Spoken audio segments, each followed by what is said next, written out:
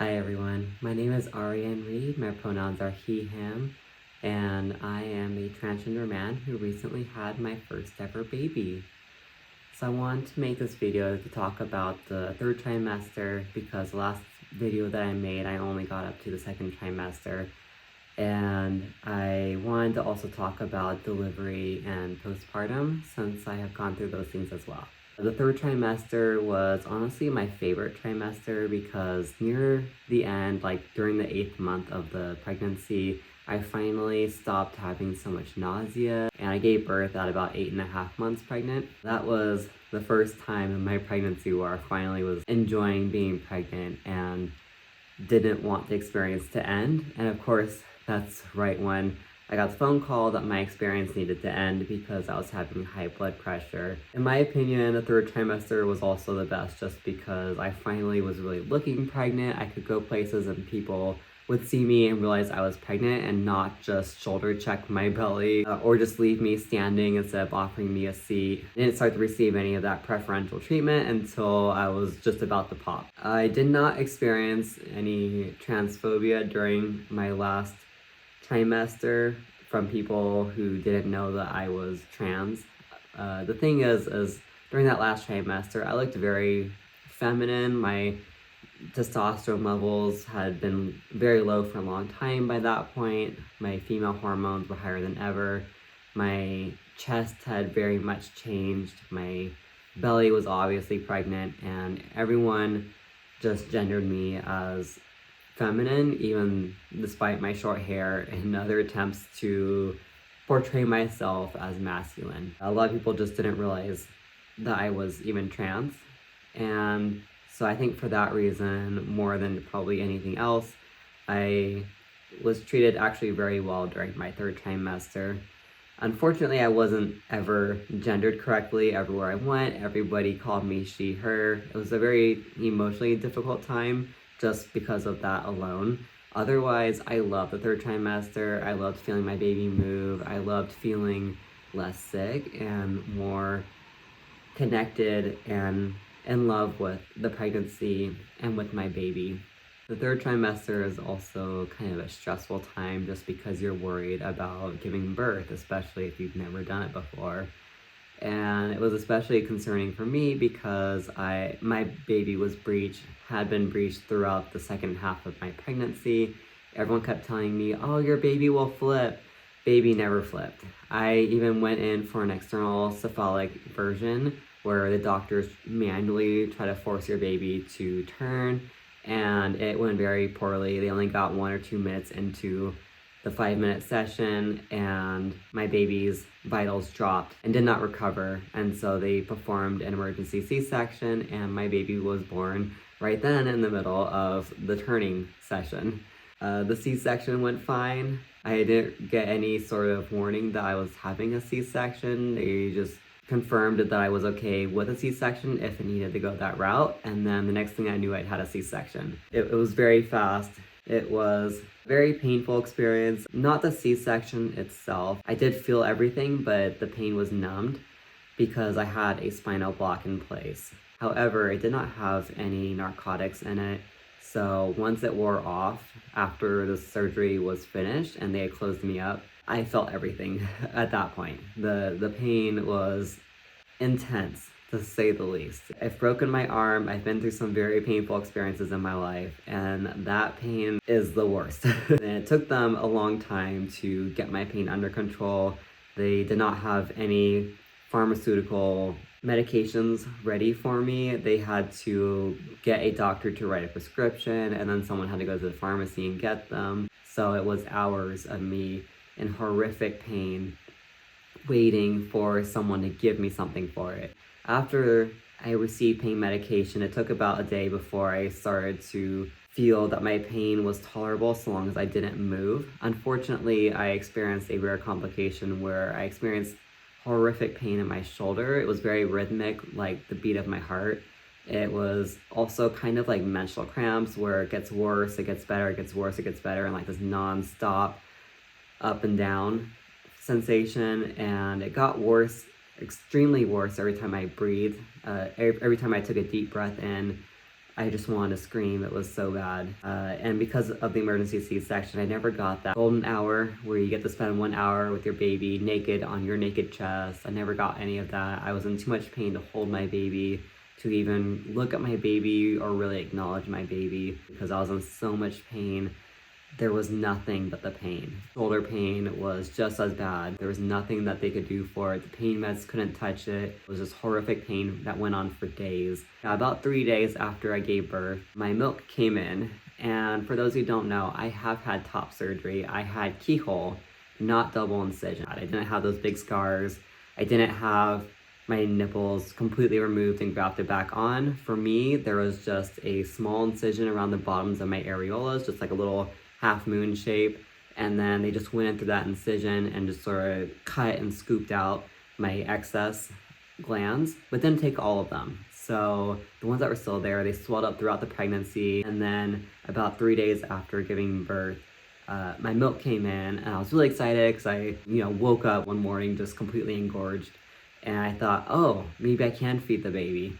And then I couldn't get anything to come out. So it turns out what often happens during keyhole surgery is the connections between the glands that are not removed and the nipple get severed or damaged or something, and the milk just cannot leave the glands through the nipple. So what happened is we gave it a couple days just to see if maybe there was just inflammation that was blocking the milk from being able to flow out of me. So we waited, and nothing was happening. I was just remaining rock hard. My chest, like you could literally just knock on it. It sounded like you're knocking on wood. It was just so rock hard, about to burst for days. It was excruciating pain. The only thing that could be done was for me to take a dosage of cabergoline, and that just made it go away. It was a lifesaver. It was just as quickly as the whole thing came on, those pills made it all go away. It did stretch out the skin, of course, but the skin has been starting to tighten up over time. So if you also have had keyhole top surgery, I strongly recommend that you ask your doctor for a prescription for cabergoline. Just in case you also experience engorgement, you can take that and it will just immediately start making that go away.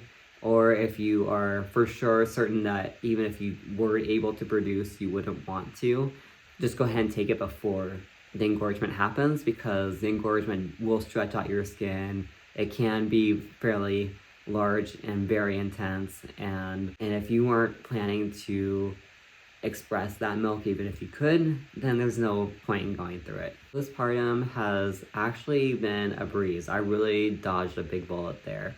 I may have been hit by a lot of other bullets during my pregnancy journey, but thank God that wasn't one of them. I did experience baby blues during the week after I gave birth, especially since nothing about my birth went the way I planned.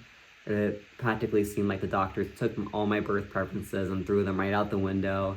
I was not able to hold my baby immediately after the C-section like I had planned, because I was strapped to the table by my elbows and my wrists so that I could not move my arms at all. And my baby was brought to me all wrapped up, and I was completely covered.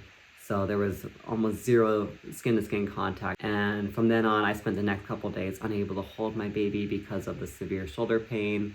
And right as the shoulder pain was starting to fade, that's when the engorgement happened. And then my chest was so sensitive, it couldn't be touched at all.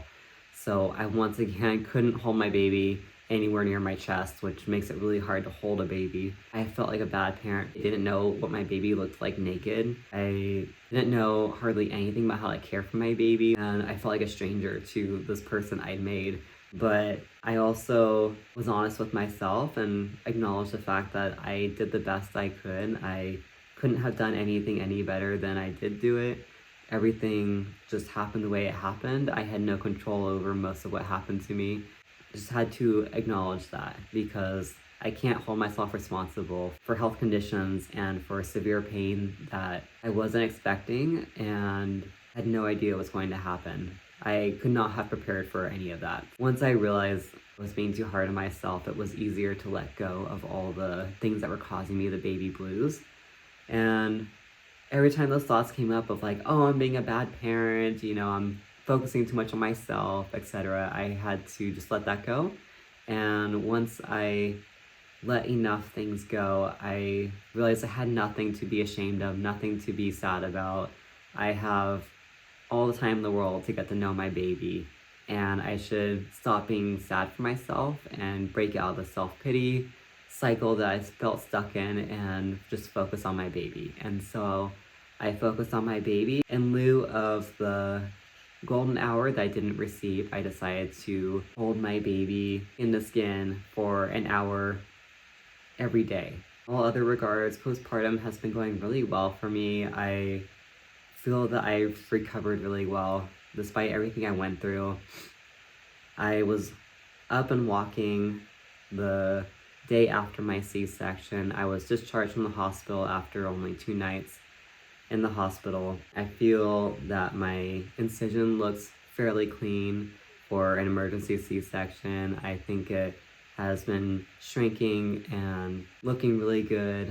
I'm still experiencing a lot of severe back pain. I am someone who has scoliosis, and I also have a fractured lumbar in my spine. I went into this experience expecting a lot of back pain and did experience a lot of back pain during the 3rd trimester, a lot of stabbing sensations, like I was just being stabbed in the back, especially when walking on uneven surfaces, slipping, tripping, stumbling, bending over, standing up, trying to get in and out of a chair.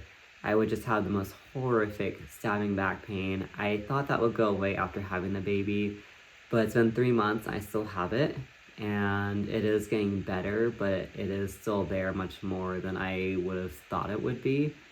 I'm currently seeking many methods of addressing it through pelvic floor exercises, lower back exercises, acupuncture, chiropractic care, supplements, vitamins, drinking lots of water, everything I can think of.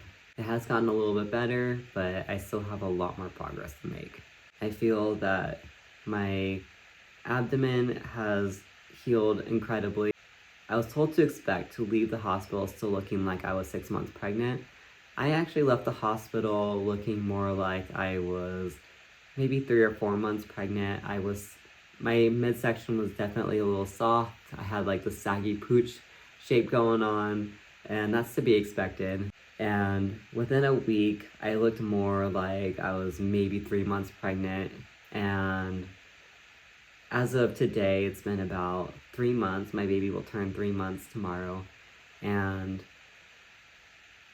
I look just like I did before I got pregnant. Like, I basically look like nothing ever happened, except that there's a scar down there. For all anyone would know, I just had a hysterectomy or something.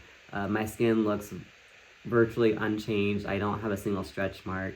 I did use a lot of lotion throughout my pregnancy. I applied lotion to my belly at least once a day, if not twice a day. I just wish that I felt as good as I look, because it is very difficult to be a parent, to have someone that I have to pick up and put down countless times a day, and to be unable to lean forward or stand back up without experiencing severe pain is just very, very difficult.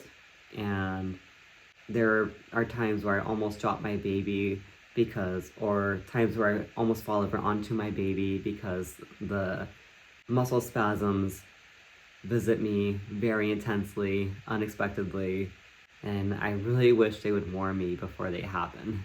My experiences in the hospital were overall positive. I do wish that I would have been gendered correctly by more than just 1 or 2 people in the whole hospital. A lot of people who were actually in charge of my care who should have known what my gender was, because it's the first thing you see in my medical file next to my name. Those people tended to gender me incorrectly, and it was the people who visit me once to do a lactation consultation. 1 or 2 of those people gendered me correctly, and then everybody else just ignored my gender marker. I also requested some medications that I was not given to ease symptoms like constipation. But overall, I felt that I was treated very well, probably as well as any other patient. And which is better than I was expecting because I heard all these horror stories about trans people being treated very poorly while in the hospital and while giving birth.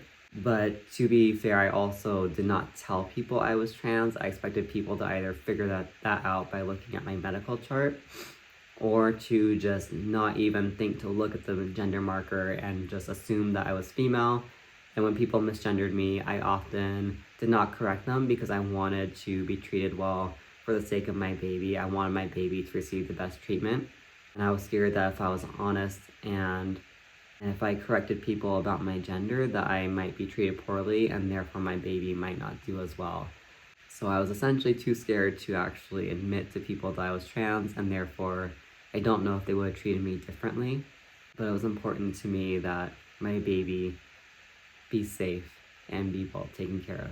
Doesn't mean that being misgendered didn't hurt, because it did. It sucked to be misgendered for all those months, and I wish I didn't have to go through it, but I did not correct anyone because I just wanted to get through each and every day safely and in as good health as possible for the sake of my baby. I honestly do not have any regrets about getting pregnant or having a baby. I am absolutely in love with my baby. I couldn't imagine a better baby to have had. They are the cutest person I could have ever imagined creating. They are unique and weird and fun and sweet and really intelligent, and I just can't wait to see the kind of person they become. I don't regret having top surgery before having my baby because I felt that those years that I spent having a flat chest brought me so much joy that it gave me the strength to be able to endure having a chest that is no longer flat. Being pregnant also simply set me free in a way because I would never have been able to embrace my non-binary feminine side if I hadn't been essentially forced to by the need for feminine hormones while pregnant. And having breasts again did not actually trouble me as much as I thought it would. I thought I would find it very disturbing, but I actually found it to be rather interesting and kind of fun to have breasts again. And I don't think I'm going to have surgery to get rid of them, but I also don't regret having the surgery I did have to get rid of them initially. I feel that all this has happened exactly the way that it was meant to, in the order it was meant to. And I'm grateful to not have to chest feed because I have friends who are pregnant or who just had babies, and it sounds like chest feeding is a very difficult, painful, and honestly terrible process to go through. I'm so glad that I was spared from that. I really enjoy making formula for my baby and getting to share that experience with my partner, letting my partner feed the baby often, and no one having to be woken up in the middle of the night to feed a baby, especially since our baby is able to sleep through the night. The formula does keep babies fed a little bit longer than breast milk does. It's more fulfilling. It stays in their stomach longer, so they're able to sleep better, and which means I'm able to sleep better, which I really appreciate. I really enjoy this journey, and I'm so excited to just watch how big and fast my baby is growing, because formula is formulated to be perfect for babies, and my baby is getting exactly what they need from the formula. They've been growing so fast. I've also been able to purchase donated breast milk for them so that they can still have the immunity and intestinal benefits that breast milk does provide, in addition to all the many benefits that formula provides. So my baby is really getting the best of all worlds, and I don't think it would have been possible or even something I would have thought to do if I had been capable of completely feeding my child myself.